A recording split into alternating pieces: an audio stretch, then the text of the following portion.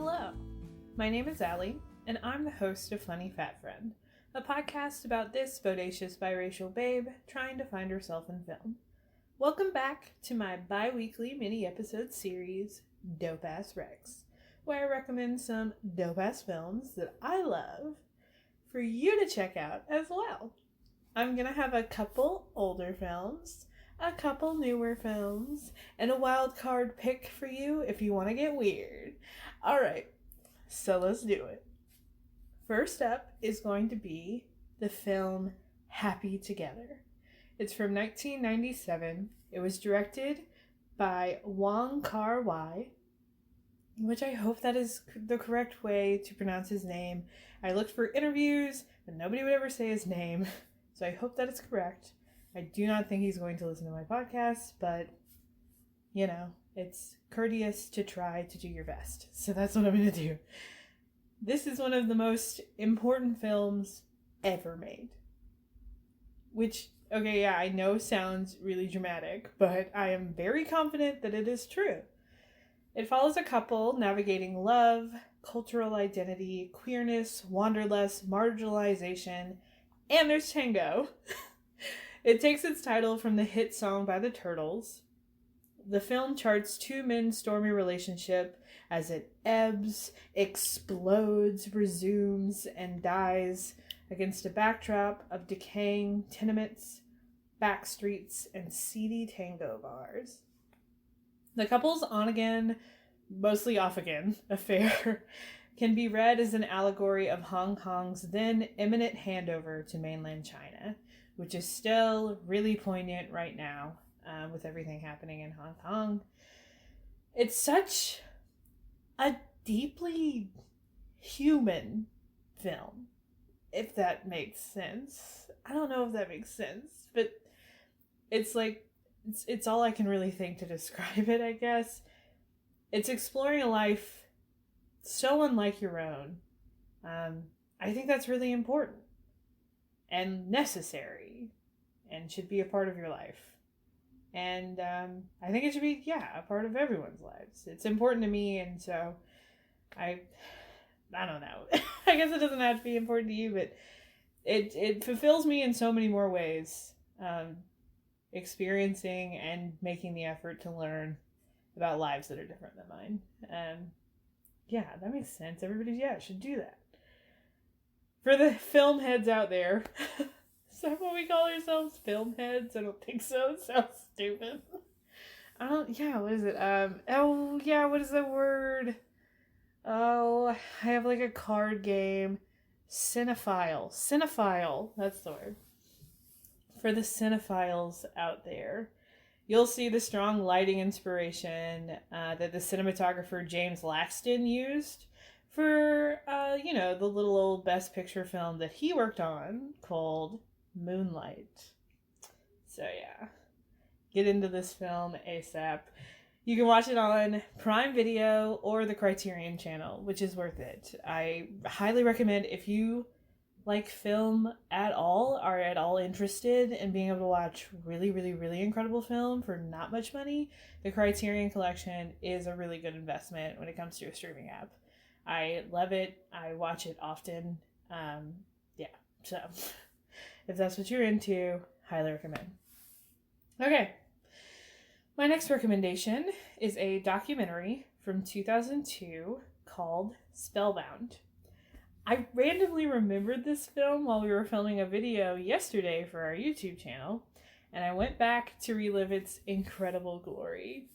It follows 8 contestants in the 1999 Scripps National Spelling Bee, each of which will latch on to some part of your heart in such a wildly different way. You won't believe how much you will genuinely care for these kids.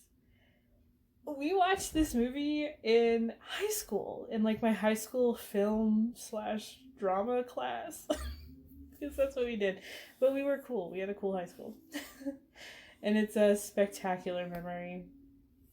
Even if you have zero interest in spelling bees or haven't thought about their existence since that time, a moment from one went viral on Vine, iridocyclitis. That Fucking iconic. What a king that kid was. Anyway, I recommend you give this a chance. If you like to laugh, or if you like having some feelings sometime, this is a really good watch for you. You can stream it for free with ads on Tubi or Peacock, or you can rent it for just $2 on Google Play or YouTube, which are the same thing, but whichever works for you. Okay, so those were my older recommendations, which both of them weren't like that old, but we are in 2021, so they are kind of. The documentary is now 19 years old, and then Happy Together is 25 years old. Time, what a bitch. Okay. Now we're gonna move on to newer films. My first one, it's from 2019, and it's called Burning Cane. It was the first feature-length film directed by Philip Youmans, who also wrote, shot, and edited it. And he did it all as a senior in high school when he was 17 years old. Doesn't that make you want to just lay down and reflect on all the dumb shit you were doing at 17? What the fuck? Oh man, I was reenacting SNL skits and having bad makeout sessions and wearing too many blazers at 17. Oh, what a bummer.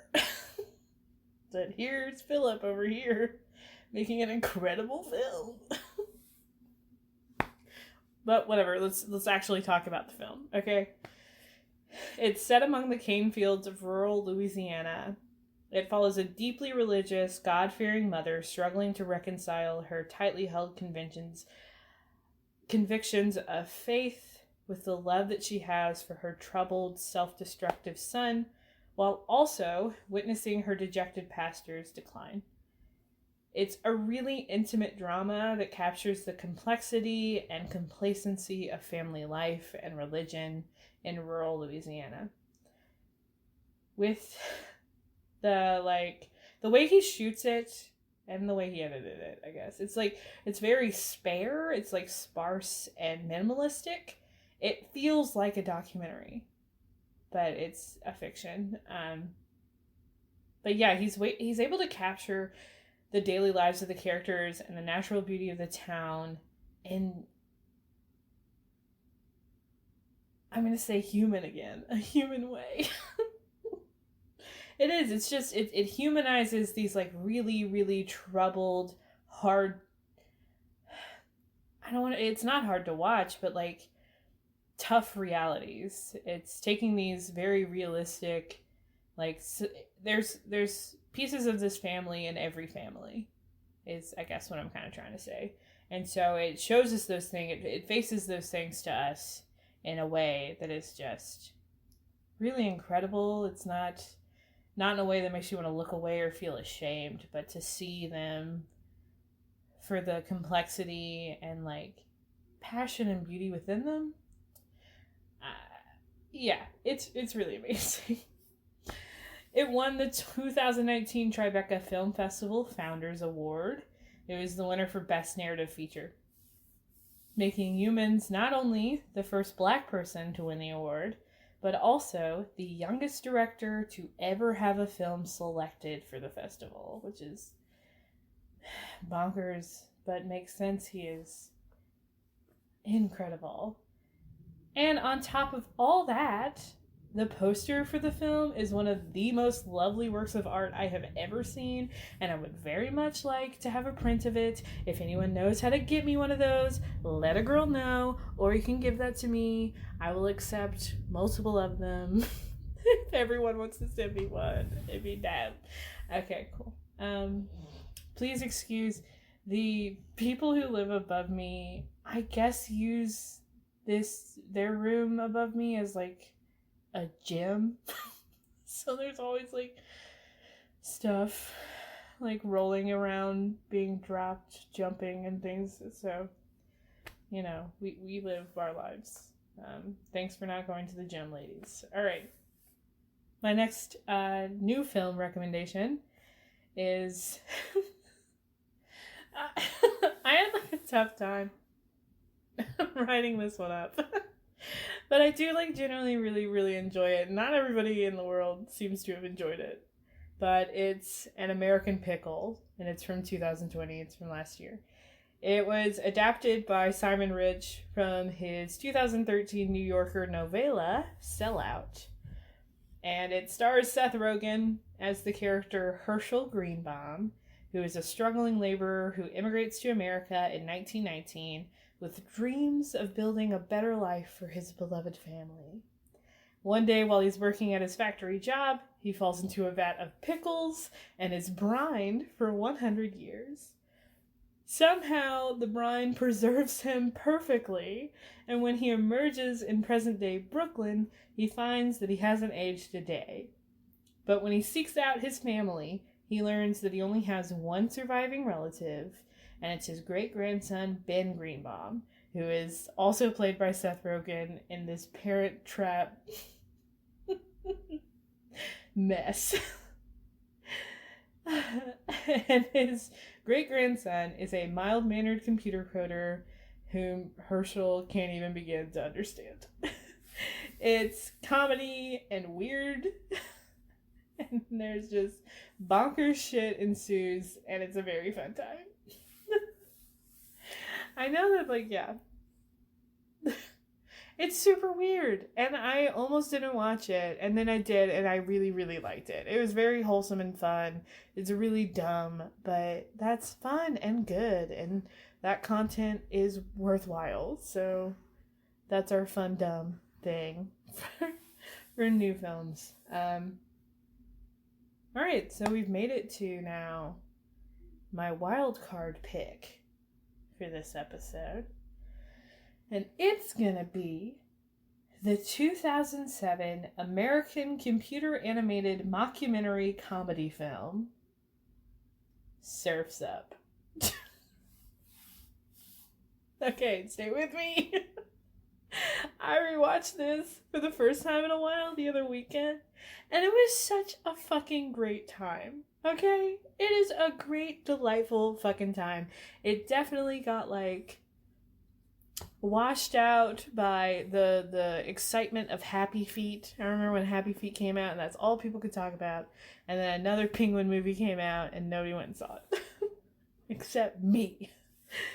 So, Surf's Up, it follows a penguin named Cody Maverick from Antarctica who enters a surfing contest inspired by the late great surfing bird Big Z.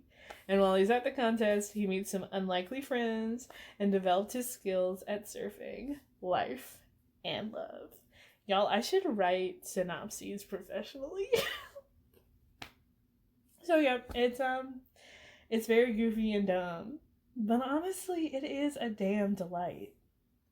I have it on DVD. And I can send it to you if you need.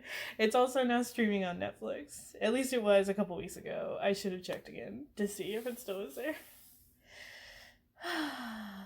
Surf's Up. I also saw that they made a sequel, but I haven't watched it. It's one of those things that, it seems like the sequel doesn't have anything to do with the first movie. Which, yeah. We watched Benchwarmers 2 the other weekend, and that was really awful. Not to say that Benchwarmers 1 is really great, but it does make me laugh really hard. But Benchwarmers 2 is an absolute abomination. It's also on Netflix, though, so if you want to check that out. Alright. Those are my dope-ass recs. Let me know if you enjoyed this, and if you don't, leave me alone. I don't care. I'll be back next time with a new full-length episode. It'll probably be a couple weeks. So if you're listening to this, Spider-Man 3 is coming, but I am so tired and busy. I don't think I'm going to get it done, organized, linked up, ready to go by next week to have come out. It'll probably be in a couple weeks. So look forward to that. It's gonna come, I promise. I know we're all waited on bated breath for it. I am also excited. I am unbelievably excited for this one to relive that masterpiece. But it'll be a little bit, so have patience, please. In the meantime, yeah, if you're desperate to hear me talk, check out our YouTube channel. It could be worse on YouTube. If you follow me on social media, then I usually have the link to it everywhere, all over the place. So check it out. And as always, I've been your friendly neighborhood fat friend, Allie. And you just got wrecked. Okay, I'll talk at you next time. Bye.